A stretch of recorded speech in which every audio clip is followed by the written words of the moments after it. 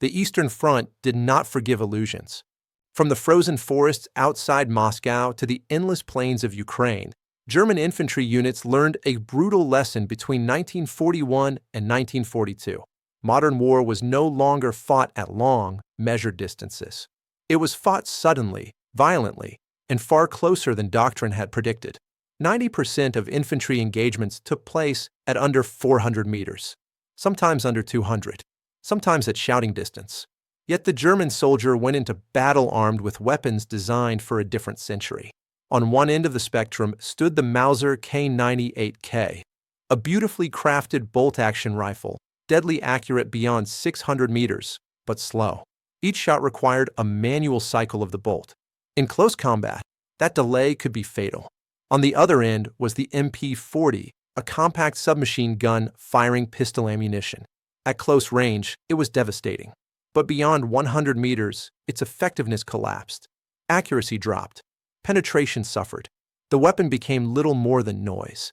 Between these two extremes lay a deadly gap, and the battlefield exposed it mercilessly. German infantry squads found themselves outgunned by Soviet troops armed with semi-automatic rifles, light machine guns, and sheer numerical superiority. Fire superiority mattered more than precision.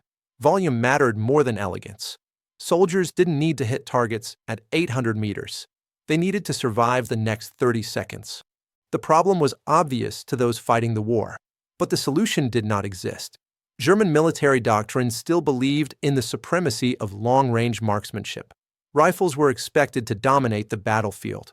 Automatic fire was considered wasteful, inaccurate, and undisciplined. Reality disagreed.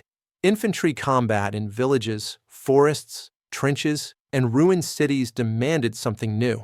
A weapon capable of controlled automatic fire, accurate at medium range, light enough to be carried all day, and powerful enough to stop an enemy behind cover.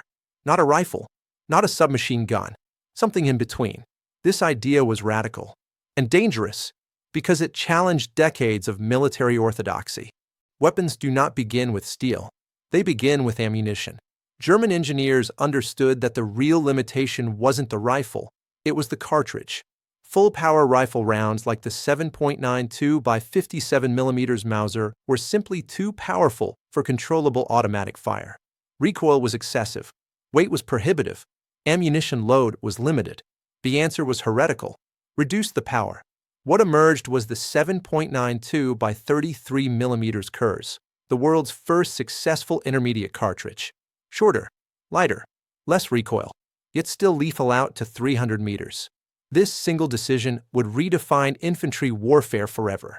With the Kurz cartridge, automatic fire became controllable. Soldiers could carry more ammunition. Weapons could be lighter. Firepower increased without sacrificing accuracy where it actually mattered. This was not compromise. It was evolution. But innovation is rarely welcomed in wartime Germany. Adolf Hitler despised the concept.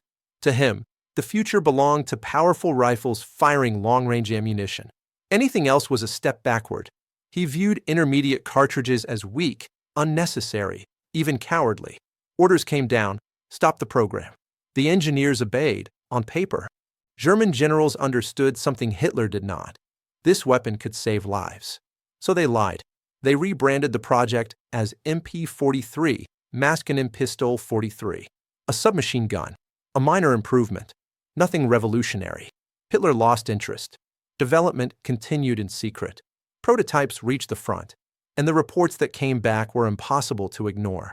German units equipped with the MP43 displayed dramatic improvements in combat effectiveness. Fire superiority shifted instantly. Soviet infantry attacks were repelled with fewer casualties. Defensive positions became far more resilient. Soldiers loved the weapon. Commanders demanded more. Reality forced its way upward.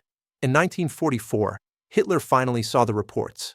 He changed his mind, and in a rare moment of clarity, he renamed the weapon himself. Sturmgewehr, storm rifle, assault rifle. The StG-44 was born.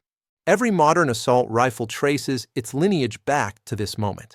The AK-47, the M16, the weapons carried by soldiers today, all follow the same formula born on the Eastern Front. Intermediate cartridge, select fire capability, effective range, optimized for real combat. The StG-44 was not just a weapon. It was a revelation.